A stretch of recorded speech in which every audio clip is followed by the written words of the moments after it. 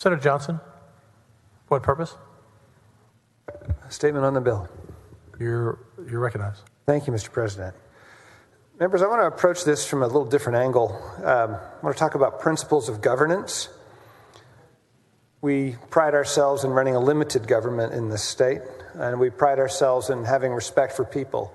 And when we're talking about this very, very difficult area, we wouldn't be so deeply divided on it. And just to echo Senator Menendez's comments that people do have good intentions. People do intend to protect, but I think we're overstepping in a tragic way, both with respect to the families that are affected and the individuals, with respect to the medical practice, as Senator Eckert has so clearly presented, but also just to the institution of government itself. Let's think about this.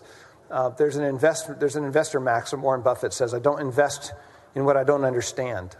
I'd like to say I don't legislate what I don't understand. There's been much discussion about evidence concerning transgender care, gender-affirming care, gender dysphoria. Some of the discussion has been intelligent. Not all of it has. Some of it has been respectful. Not all of it has.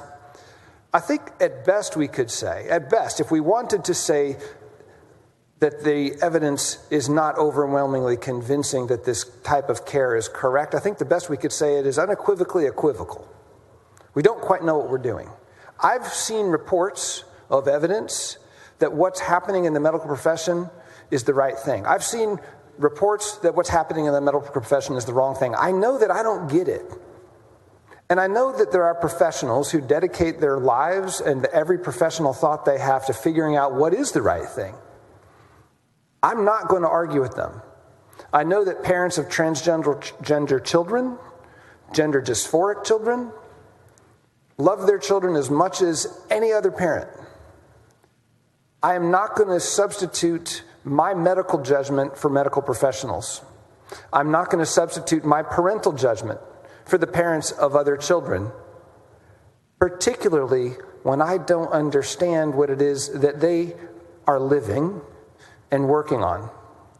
And I think we're setting a precedent here beyond the transgression of what we ought to be doing. I think we're setting a precedent that we as a legislature, anytime we're uncomfortable with the subject, whenever we don't understand a subject but maybe think that it's going the wrong direction, we're going to pass a law that says things are going to be as they've been in our lives. Things are going to be the way that make us feel comfortable.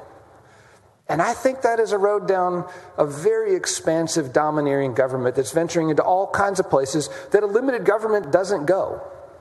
Doing things that a respectful government doesn't do. For that reason, I think we're making a big mistake with this bill, and I'll be voting against concurrence with the bill. Like my colleagues, like Senator Campbell, I concur with the amendments. Thank you, Mr. President.